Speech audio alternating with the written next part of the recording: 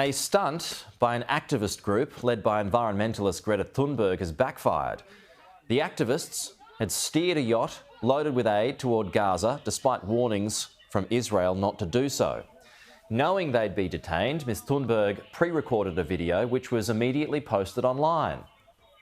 If you see this video, we have been intercepted and kidnapped in international waters by the Israeli occupational forces or forces that support Israel.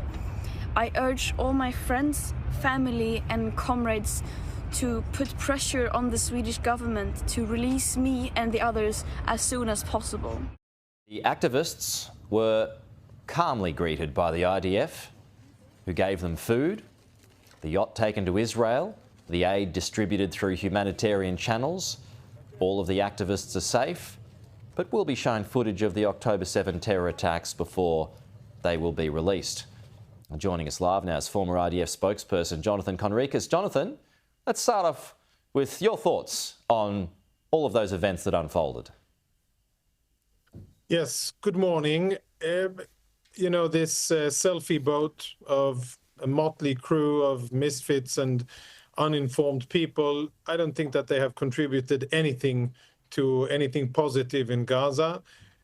Since they set sail from a European port and until they were intercepted, as you correctly say was anticipated, almost 10 million meals of food have been distributed indirectly by Israel to Palestinians in a matter of about a week and a half through an American NGO called the Gaza Humanitarian Foundation.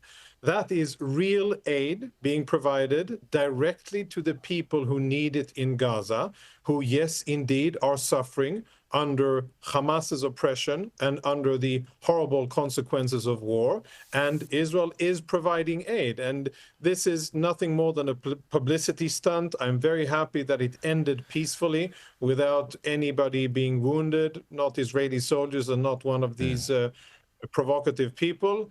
And I think that it is ill-informed and really people who I don't think they had any real intentions of doing anything meaningful. If they cared about Palestinians, they would support humanitarian aid being provided by Israel to people in Gaza. It was definitely a stunt. I don't think there's any doubt about that. But where are they now, Jonathan? Do you have those details? And what are the conditions of their release?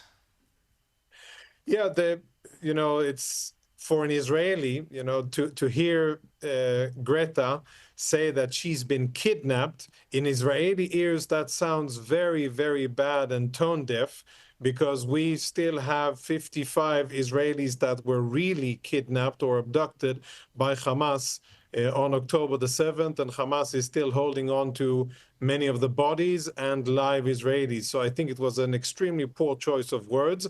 And of course, they are in safe hands. They were taken to the Israeli port of Ashdod.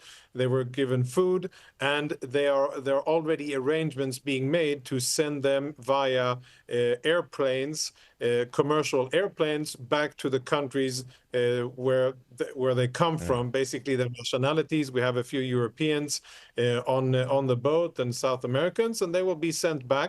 I don't know who will pay for the airfare, but they will be sent back in good health, good condition, and I think they should be ashamed of what they've done. Have they been shown the video of the October 7 terror attacks yet, as far as you're aware? And if so, what were their reactions?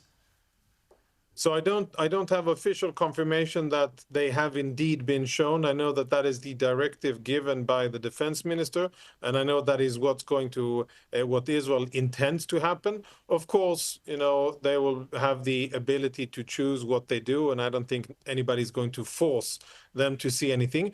I think it would be a great opportunity for them to educate themselves about the situation, because this is unedited footage taken from Hamas cameras, where Hamas operatives gleefully execute, burn, and torture Israelis on the 7th of October, and this is how the war started. And if they claim, these people who came on the boat claim to care about the conflict and they claim to be on the side of Palestinians, I think it's good for them to be educated about the situation. It is a different story. We'll have to close on this point, Jonathan, but it's a different story with how things were just a week ago, when a number of people in Gaza were killed at aid distribution points, particularly around the southern end of Gaza, around Rafah there. Have those issues been sorted as far as you're aware?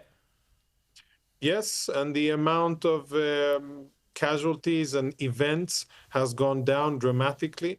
There were no disruptions today. Yesterday, 3 distribution centers operated in southern and central Gaza, distributing more than 1.5 million meals in one day only, which is tremendous, and no reports of incidents. And this is despite the fact that Hamas is intimidating Gazans and trying to stop them from coming to take the aid and using violence. But people are voting with their feet and they're coming to take aid. And so far that's working. And you know who's under pressure? Hamas is under pressure, and UNRWA, the UN institution that is in cahoots with Hamas, is under pressure because they're being exposed for what they are, and that isn't humanitarian, and that is not supporting the Palestinian civilian population. They're getting food from Israel and the US, and I think this will continue.